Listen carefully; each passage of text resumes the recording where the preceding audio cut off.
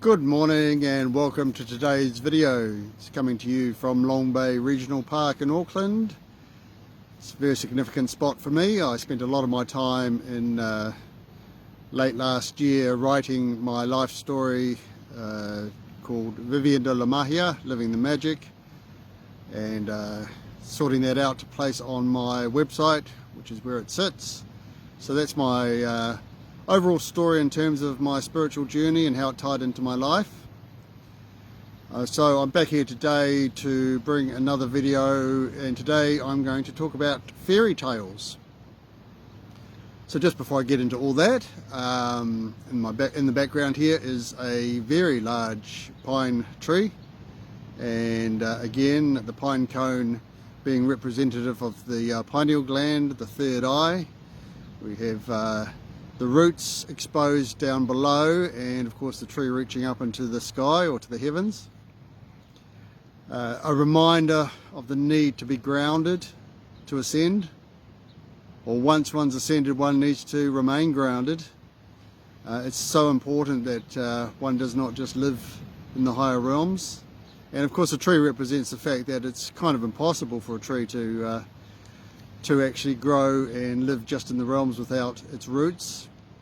So I'm wearing my shirt today, which is very representative of the magic or the magician. So the shirt itself has red for the root chakra, the purple for the crown chakra or the higher realms. There's some orange in there for the creativity, so I'm creating some magic today by producing this video and what I'm going to say.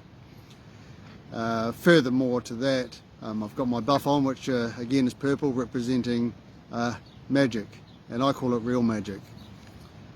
So yesterday I produced a video called Reality versus Illusion, and I just thought I'd take that a bit further today. I did come up with the thought that I would speak about fairy tales, and one of the reasons I came up with that thought is I saw a quote by Albert Einstein, which I'll read out to you.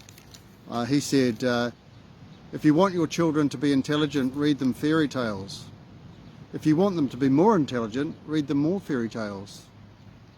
Just talking about that creative aspect, not to be constrained by just what one gets taught on this earthly plane, so to speak, or the material physical plane. The need to be expansionary in one's thoughts, and I'd take that a step further by saying one needs to be open to everything. Last night, I'll just comment on something that happened to me last night. I had a dream last night, another lucid dream, and interpreted it this morning. And I was in this dream, I was in a theatre, and I was up on one of the higher levels of the theatre. It was sort of an older style theatre, and I was sitting in the front row, although sitting a little bit beyond the front row. Actually, I was sitting on the balcony with my legs hanging over the side, looking down on whatever the show was, which I rather suspect it was life in itself, although I didn't see it. But the salient point here is that there were others sitting next to me on this balcony, and 2 or 3 times during this dream I either started to slip off the balcony to fall into the below, which would have led to whatever damage may have occurred, and there was one instance where someone grabbed me and stopped me. And then later on in the dream, it was kind of flipped around, where there was a person next to me who was sitting on the balcony, and they started to slip, and I managed to grab them and stop them falling. So I had to think about that this morning, and I think it's very indicative of where I am in life.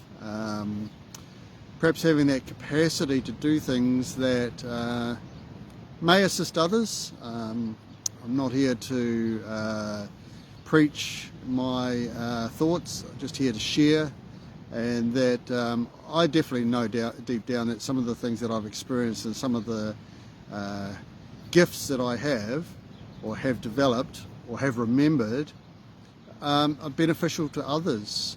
A few weeks ago, it was probably less than a couple of weeks ago, I had a moment in time where I was sort of doubting things to a little degree, just that you know, it's a path of solitude to a level, Not everyone is going to accept or agree with what I might say, and that's fine. Everyone's where they are in their journey. And but out of that came something good. I started a new writing just to bring out my thoughts on that path of solitude. I'm calling it the path for one and all, and it really relates to that interconnectedness of everybody, that we are all on the path, but the path is ours alone to travel. So it's a solitary path, but it is interconnected, I should say, with everybody else's path, and it's expansionary. So it's forever expanding. So it is reflective of the universe, ever expanding.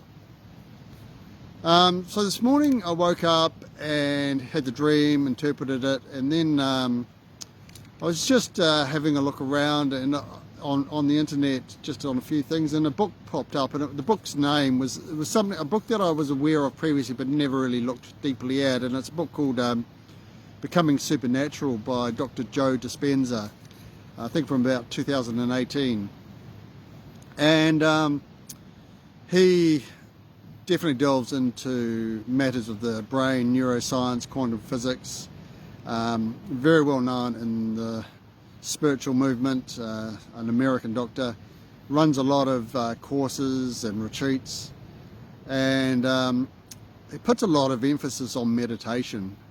It's one of his main things.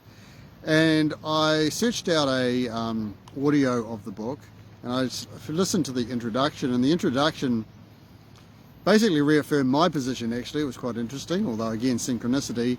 He said when he was writing the book, he knew that a lot of mainstream scientists would view it as pseudoscience, meaning kind of sort of away with the fairies, really, or hocus pocus, or whatever you want to call it.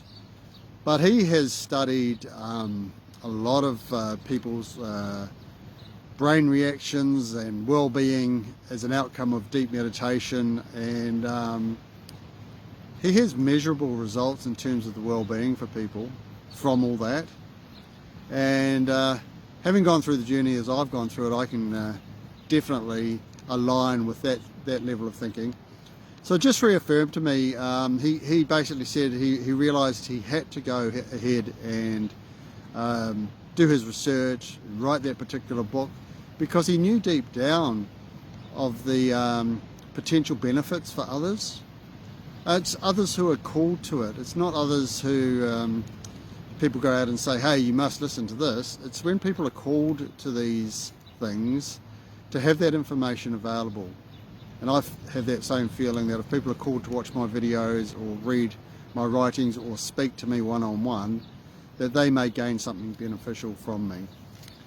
So that's a sort of an introduction into what I'm going to talk about today. So I just wanted to talk about a couple of fairy tales that I've experienced in my life. But I guess you probably already know by now that when I say fairy tales, totally tales that I believe. Absolute reality, as to more real than anything that I've experienced in my prior being. And of course, as a child, getting told fairy tales who perhaps indicate, well, these are things that are, not necessarily real, but they come from somewhere. And it's when I've experienced these things that, that it's led to my learnings or led to my understanding, and it's led to my beliefs, deep beliefs. So the first little story I'm going to share with you relates to when I was at my retreat in 2017. These are in my writings. It's in my main story, this particular one. And we'd walked a labyrinth, so it was just an amazing experience walking a labyrinth with others, but it's an individual path one takes. And one part of that, I looked to the clouds and saw my father, who had been deceased for about 4 years at that stage, and he was looking down on me, being proud of, the message was he was proud of the man I was becoming, or the person I was becoming. Anyway, we went back and did I guess it was like a debrief session amongst the participants, and I just spoke of seeing my father, and a lady there by the name of Jenny, she was a very advanced spiritual soul, who was much younger than me, late 20s I would say, but we had this very strong connection, and I write a lot about her in this earlier part of my story to do with this retreat. And after I'd spoken, she came across to me and she presented me with a piece of greenstone, and a greenstone is very well-known stone in New Zealand. The indigenous Maori people look at it as a very special piece, very spiritual meaning. And she presented it to me and said, this carries the spirit of your father. And she lent it to me for the day. And I took it away and I placed it beside my bed that night. And that night I had a very, very lucid dream, and in it appeared my father, my mother, and my younger sister. So my father and mother had been deceased for some time, and my younger sister I was very much had a lot of difficulty with over life in terms of a few problems, and then after my parents deceased even more so. In the dream I was exposing to my parents some stuff that I had done, specifically the use of methamphetamine, which had only really happened very recently, and a week before being at this retreat I was in hospital, which was the prompt for me to get on the spiritual journey. So I was looking for healing from that. And my younger sister in that dream was sort of telling my parents that I'd been up to no good, literally, and she was embellishing the story to make it sound that I was sort of doing things that they should look very badly down upon, and maybe, I don't know, maybe even disown me. However, my parents, both of them in the dream, said to me that they forgave me. And it was just such a strong message coming through a dream that my parents had forgiven me something that I would never have exposed to them in real life, but I was exposing to them in a spiritual setting, in a retreat. So just again, a marvellous piece of magic, a fairy tale, but very real. And the second one that I will just get on to comes from my visit to Peru in November 2025. This was prior to me doing my only ayahuasca experience there. I was in one of the main towns of the Sacred Valley called Urubamba, and I was sitting on the balcony, first floor of a hotel, looking out over the valley and having a very spiritual moment. I had my tarot cards, chakra tarot cards in my hand, and I pulled out the world card, which is that higher realms interconnectedness symbology. And I had this feeling that I needed to just pop inside and listen to some music, so I did. I turned on my phone, came up with some of my main music, and then it came up with a prompt to listen to a song which is very well known. It was Knocking on Heaven's Door by Bob Dylan, but the version that it gave me was by a band called Anthony and the Johnsons. And Anthony and the Johnsons' lead singer is androgynous. He has a very angelic voice. I'd known him from about 20 years before listening to an album. And I started playing this version, and it was just so heavenly. And I was still looking out through my room over the balcony, and at that very moment I saw a cloud, and the cloud looked, and the sky was full of clouds. It was a fairly overcast day, and I spotted one cloud, and the cloud looked to me like it was a lotus flower opening. So the lotus flower is the rebirth symbology. And I thought, oh, I'm going to take a photo of that cloud because it's just so distinct. So I took the photo, and I don't take photos of clouds. I mean, I can't remember the last time I did, maybe 10 years ago.